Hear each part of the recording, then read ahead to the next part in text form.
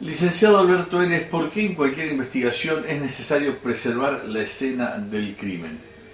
¿Qué dispositivos se pone en marcha en este sentido?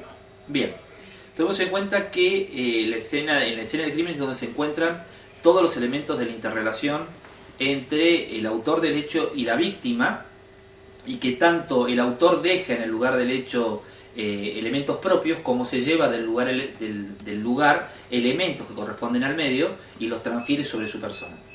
Este concepto de transferencia es el que nos permite a nosotros situar determinado individuo en un determinado lugar, en un determinado momento, o por lo menos en un determinado lugar. Y en base a eso, poder establecer la participación o no de un sujeto en un hecho específico. El medio, el espacio físico donde ocurre esto, que puede ser de límites totalmente indefinidos, o sea, puede ser muy amplio o muy acotado, puede ser en un lugar cerrado como en un lugar abierto, nos da a nosotros, es lábil de por sí.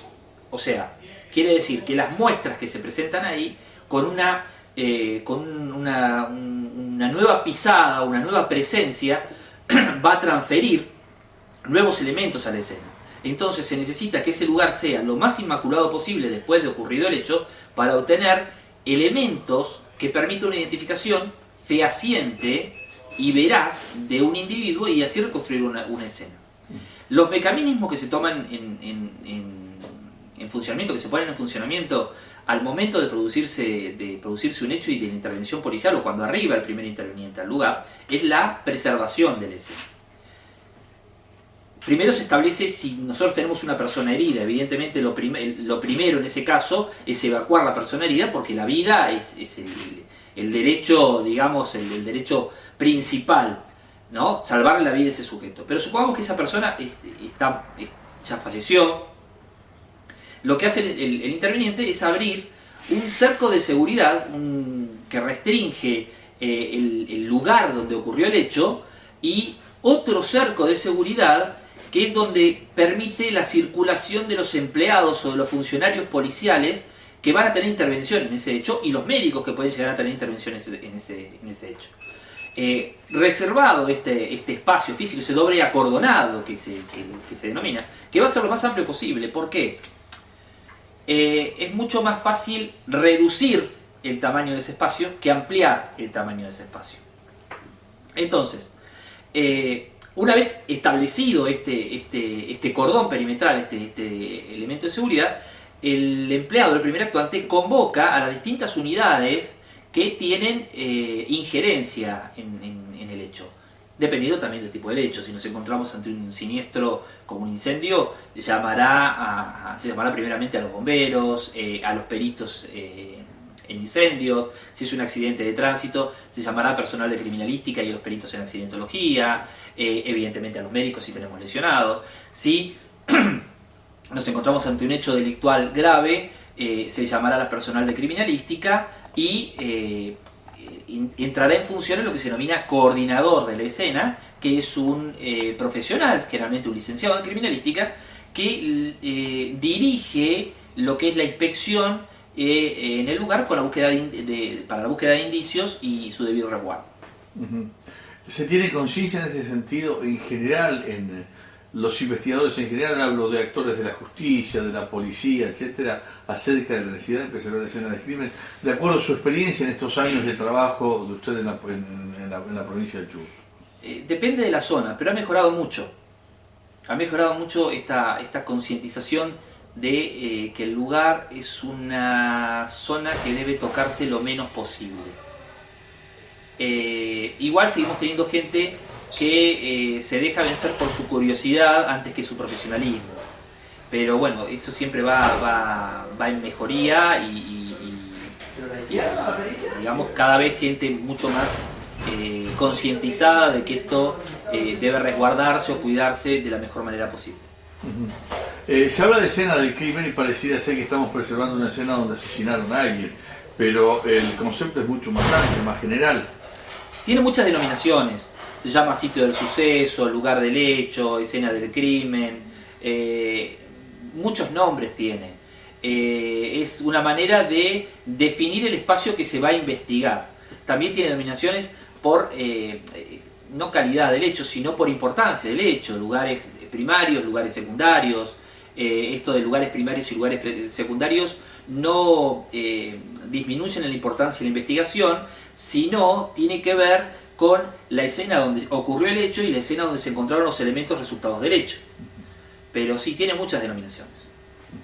Hay prioridades en cuanto a la preservación del lugar, es decir, se preserva primero el cuerpo, después algunas pruebas que pueda haber alrededor, o todo tiene la misma importancia, licenciado. Todo tiene la misma importancia, se preserva el espacio físico en general, la escena donde ocurrió el hecho en general. ¿Por qué? Porque todos los elementos que tenemos en el lugar están interrelacionados. Ya sea una huella de pisada, ya sea una mancha de sangre en relación al cadáver, ya sea una vaina con relación al cuerpo, ya sea un orificio de disparo de un proyectil que ha impactado contra una pared pero ha golpeado previamente contra un vidrio, ha atravesado previamente un vidrio. Todos estos elementos tienen importancia. Nos permite a nosotros reconstruir el momento histórico donde ocurrió este hecho. Por eso se preserva el lugar, el espacio en general. Hay veces que nosotros nos encontramos con las complicaciones de que los fotógrafos que no son policiales intervienen en la escena o quieren intervenir en la escena para cumplir con su trabajo. Y toman por ahí de mala manera que se permita que se los retire. No por el hecho de que no fotografíe la escena, sino que a veces se muestran imágenes o se pueden llegar a mostrar imágenes que son contraproducentes para la investigación, dando pie a una persona para que se descarte del elemento productor del hecho, o como para darse cuenta qué elemento dejó en el lugar y preparar todo para evitar ser capturado o la investigación en sí. Hay una cuestión que se hizo popular, licenciado, no sé si será tan así.